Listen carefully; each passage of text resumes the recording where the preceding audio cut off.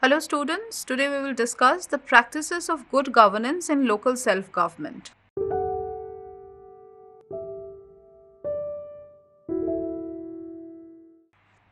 This paper will enable the student to understand the concept of good governance, the principles of good governance in local self-government, the practices of good governance in various states like Delhi and West Bengal, and also the importance of e-district project as an important tool for achieving good governance. So to start with, we come to the clarification of the concept of good governance. Modernization of government system of modern state and governance of separate institutions of public sector is inseparable from the installation of the principles of good governance. Good governance is a requirement for all the subjects of public administration and is implemented through collaboration, partnership between the government and the society, private sector and non-governmental organizations. In 2005, in Warsaw, during the third summit meeting of the heads of the government representatives of European Council member states, it was emphasized that effective democracy and good governance are the most essential thing that would help to avoid conflict, to stimulate stability, improve economic and social progress, while creating strong communities where people want to live and work now and in future. And the member states must support and develop effective, transparent and responsive democratic institutions that correspond society's need and aims. Therefore, good governance became a paradigm that gives sense to values of democratic institutions, standards and rule of law, where citizens and other government shareholders' involvement in government and is apparent in active creation of civil society is obvious. Good governance at the level of self-government institutions that are closest to the citizens and services provided to them is one of the main priority directions of democratic states. Theorist of state welfare considers the value of efficiency of local authority as strongest with regards to modern local authority, stating that first of all it must perform the function of a coordinator, manager of the community's opinion, and it is risking if it does not consider society's involvement in meaningful ways. In order to be effective service provider, local government must be more than effective. It must be assessed referring to justice, impartiality, quality, and openness.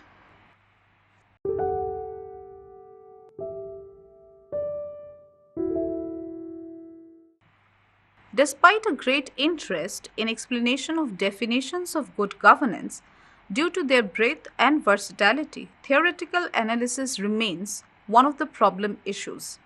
The phenomena of good governance is usually investigated from the perspective of different countries and experience context.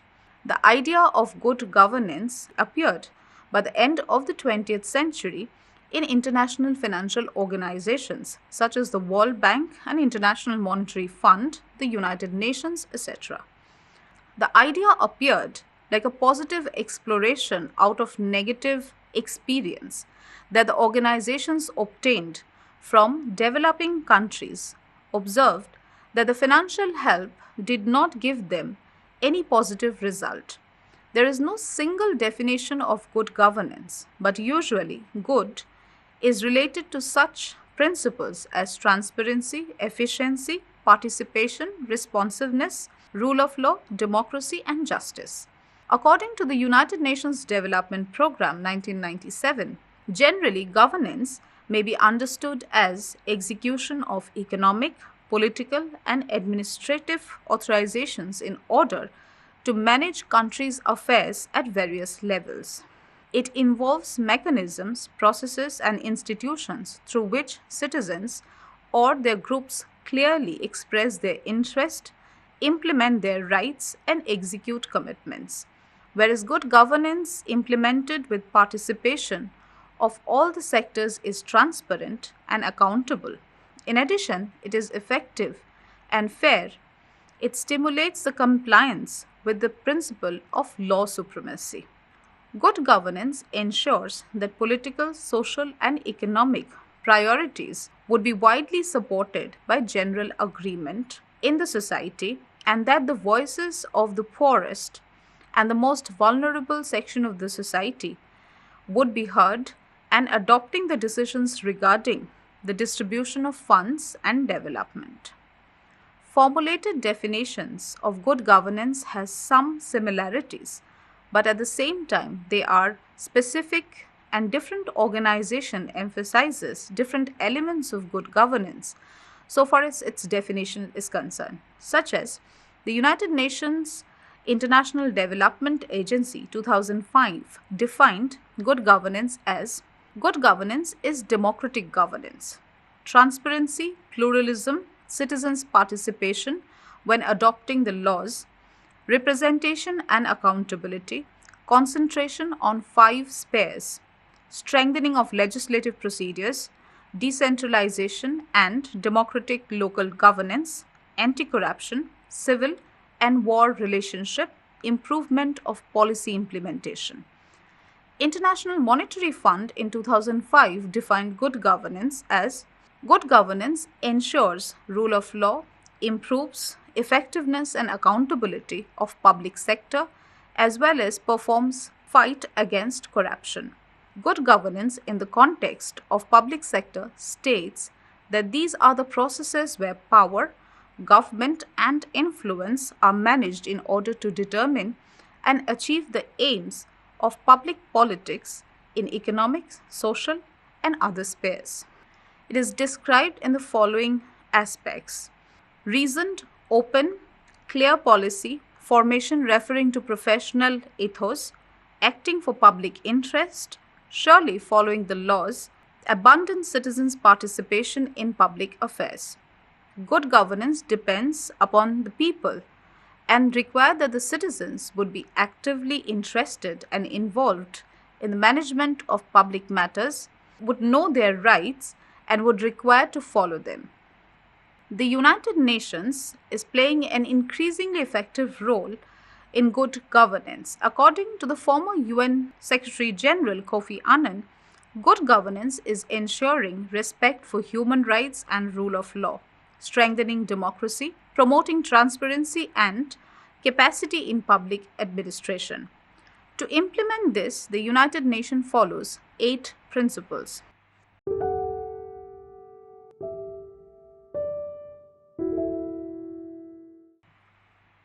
Number 1 is participation, where people should be able to voice their own opinions through legitimate, immediate organizations or representatives.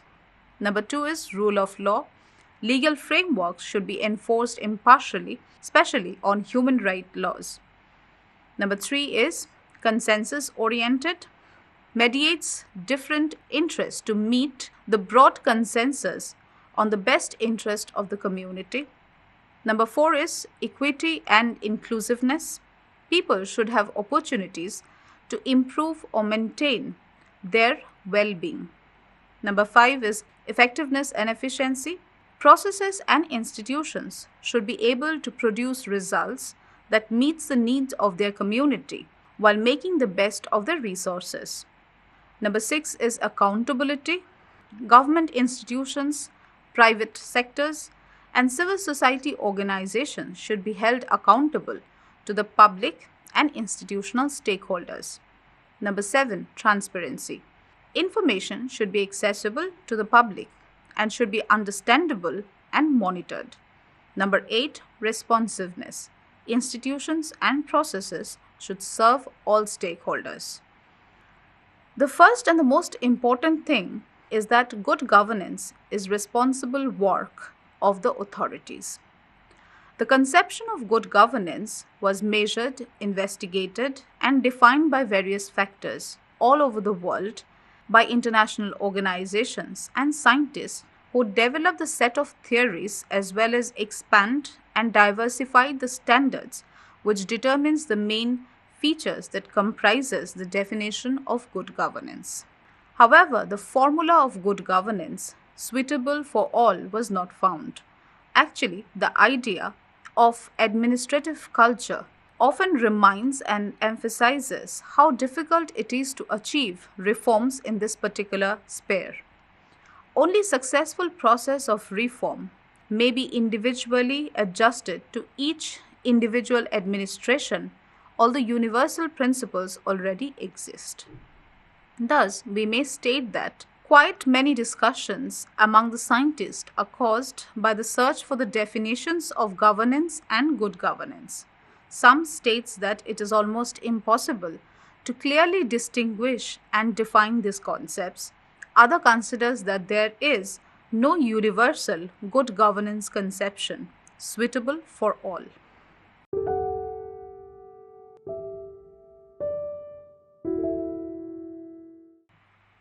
Now we come to the principles of good governance in local self-government.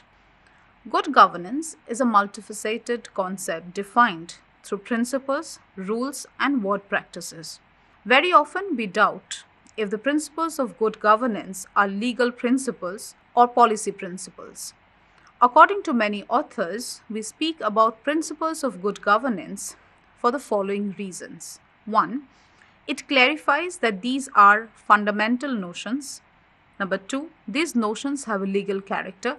Number 3, clear links with other principles of law exist. Number 4, principles are more flexible than regulations. And number 5, in literature, case law, and legislation, the word principles of good governance are accepted. In the United Nations Development Programme in 1997, 9 criteria of good governance were presented that might be called the predecessors of present formulated principles of good governance.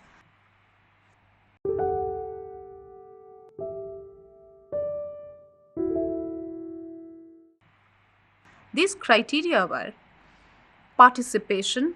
All citizens must have a voice in decision making directly or through the representatives.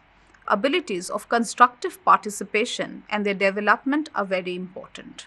Number 2 is primacy of rights. Legal regulations must be fair and impartial based on human rights. Number 3 is transparency. It is based on free dissemination of information. Sufficient information must be presented so it would be possible to observe and understand institutions' activities. Orientation to consensus. Good governance refers to striving for consensus in the society and coordination of various interests, striving for the best policy or procedures. Number 6 is impartiality. Conditions to improve and maintain own welfare are created for each citizen. Number 7 is efficiency and effectiveness. The results satisfying needs are pursued using available resources. 8 is accountability.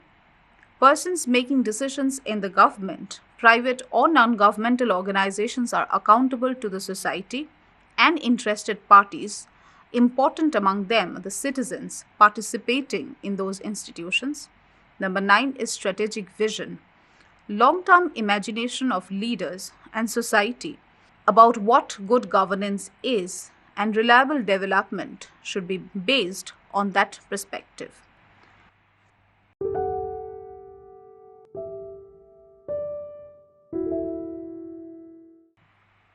Now we come to the strategies of good governance or the practices of good governance, and we take up the case of Delhi. This vision of good governance can only be realized to its fullest extent through an active partnership of citizens with an open, accountable, and responsive government. As a good governance strategy, the government would function as a smart, simple, moral, accountable, responsive, and transparent government. It would act as a facilitator and catalyst of growth and remain sensitive to the needs for social equality, well-being, while enhancing its capabilities and encouraging and strengthening policy making and performance in the public sector.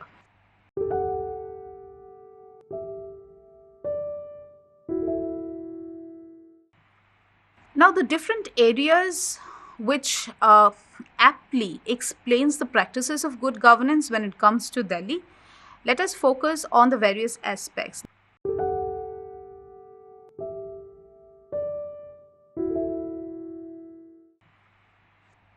Number one is Bhagidari. Governance as an interactive process involves various forms of partnership. Bhagidari here means partnership. So, no single actor, public or private, has the knowledge or resource capability to tackle problems unilaterally. On this belief, Bhagidari, the citizens government partnership, has emerged. The government is taking necessary steps to institutionalize this participatory framework of governance with sufficient budgetary support. This has evoked in people a desire to be a part of the democratic system and has helped channelize citizens' volunteerism. The Bhagidari scheme has also received international recognition and appreciation. The Commonwealth Association for Public Administration and Management has appreciated the scheme as an innovative, praiseworthy of replication in other parts of the world.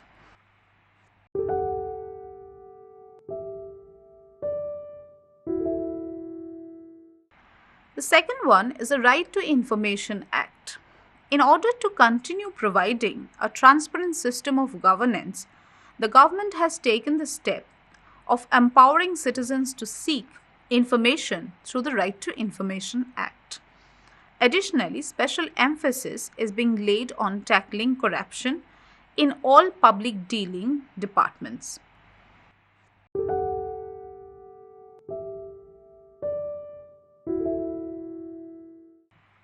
The third is government process re-engineering.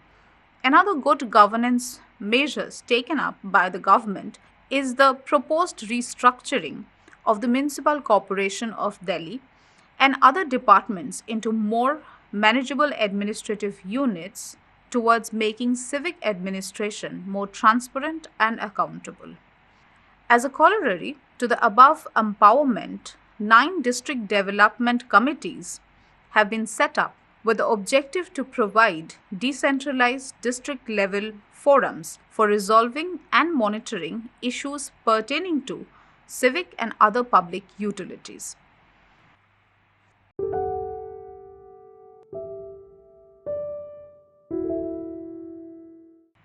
Next is e-governance.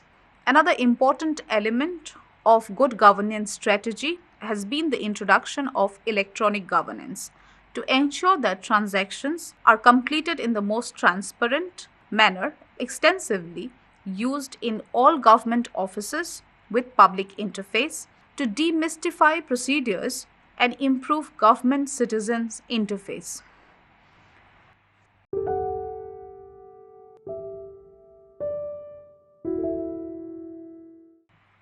Grievance redressal. Public grievance redressal cell has been set up in Chief Minister's office and a dedicated website has been launched for registering grievances directly online. Grievances relating to the removal of jhuggis, which is slum dwelling made of mud, and related matters, police cases, family disputes, employment, issuance of ration cards, old age pension, medical relief assistance, labor and other demands have been dealt with directly at the office of the Chief Minister by registering complaints through special counters and taking action on the reports of the complaints.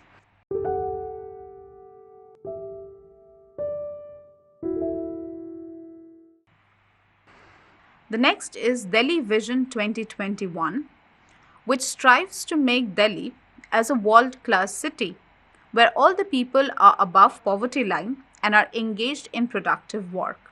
The infrastructure services are adequate, sustainable, and maintain a circular metabolism with the natural resources. The overall objective of this vision is to achieve a restructured human city made by citizens, which is modern and eco-friendly based on new technologies. Vision for Delhi 2021 can be summed up as Delhi will be a well managed, clean, and dynamic world city, serving its citizens, the nation, and the world.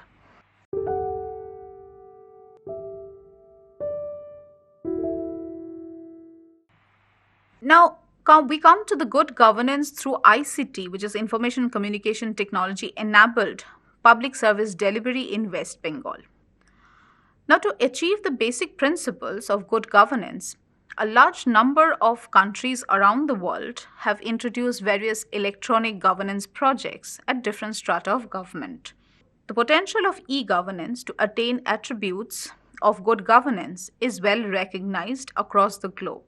Several studies suggesting that information and communication technology can be used in diverse application to accelerate information dissemination, improve efficiency in public services, increase transparency and accountability of government administration, to reduce corruption, and facilitate citizens' participation in governance process. In Indian context, the 10th and the 11th five-year plan viewed e-governance as a means to achieve good governance and better service delivery. Electronic governance means use of information and communication technology to improve information and service delivery, encouraging citizens' participation in decision-making process of the government. If delivery of service to citizens is considered a primary function of the government, information technology has added impetus to the service rendered by the government. Through the use of information communication technology, government can deliver a package of efficiency, time-bound, cost-effective, and client-oriented services to the citizens. In a broader sense, apart from delivering government services, e-governance includes integration of several standalone systems and services between governments to citizens, which is G2C, and government to business, which is G2B, and government to government, which is G2G, as well as back office processes and interaction within the entire government structure. The public service delivery mechanism in the developing countries like India used to cost too much, deliver too little, and had not been sufficiently responsive or accountable. E-governance has been one of the strategic public reforms in India since the late 1990s, under the rubric of good governance agenda promoted by international organizations. The relationship between technology and governance changed the way of interaction, and between state and citizens, the entire interface has changed. The e-district project is one of the core elements of National E-Governance Plan, whose main aim is to make all public service accessible to the common man in his locality through common service delivery outlets and ensure efficiency, transparency, and reliability of such services at an affordable cost to realize the basic needs of the common man. This project has been implemented in almost every state of India, and people are getting services of various department facilities from a single window-based portal.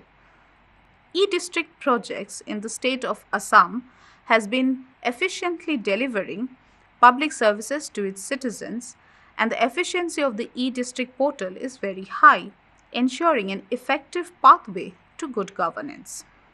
A prime picture of e-district project implemented in the state of West Bengal, the nature and quality of its service, citizen satisfaction, etc., is also noteworthy.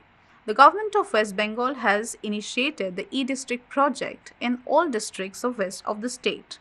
The architecture of the e-district portal in West Bengal has been built with three main pillars: Statewide Area Network, SWAN, Common Service Center, CSC, and the State Data Center, which is SDC.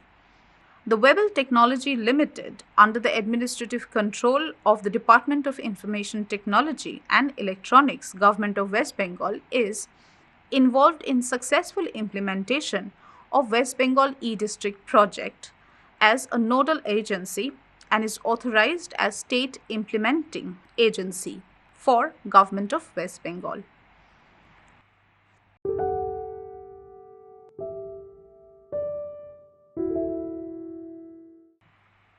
Now we come to the e-district project as an important tool for achieving good governance. The Government of India has acknowledged the importance of e-governance in achieving good governance and has announced the National E-Governance Plan for the country in 2006.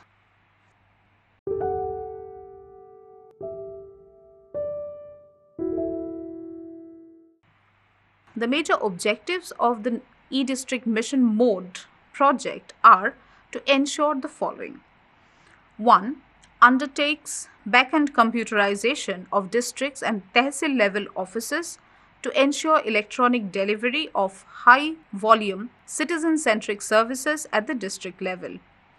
Secondly, efficient delivery of services with improved service level, undertaking extensive business process re-engineering of identified services.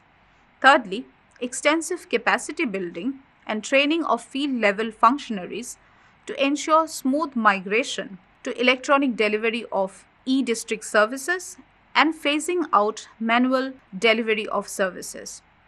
Next is delivery of services through common service centers by leveraging the common infrastructure of SWAN. Delivery of all public services at district and sub-district level in electronic form through state portals by using the state service delivery pathways. Providing easy, anywhere, anytime access to government services to ensure reliability, efficiency, transparency, and accountability.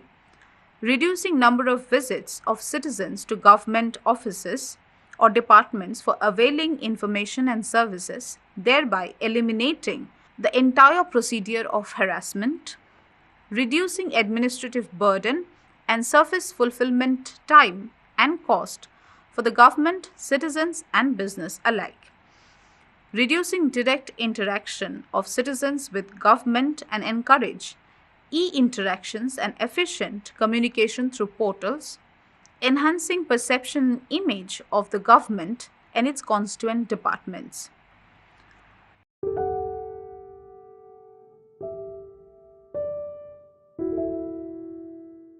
With this, we come to the conclusion of our discussion. E-governance has a significant role not only in delivering public services to the common citizens in time-bounding, transparent, accountable, and cost-effective manner, but also achieve the purpose of good governance. Citizens previously had to travel to the block or subdivisional offices to avail ordinary services like certification for income, domicile, etc., where they had to pay bribes, wait for indefinite time for the service. That system was costly as well as time and energy consuming, whereas now citizens do not need to visit any government office to avail any of these services and wait ad infinitum. Through this portal, citizens can avail specified public services from anywhere and anytime. Hence, e-district projects can be hailed as an effective tool of good governance geared towards delivering quick services to the citizens. With this, we come to the end of our discussion. Thank you.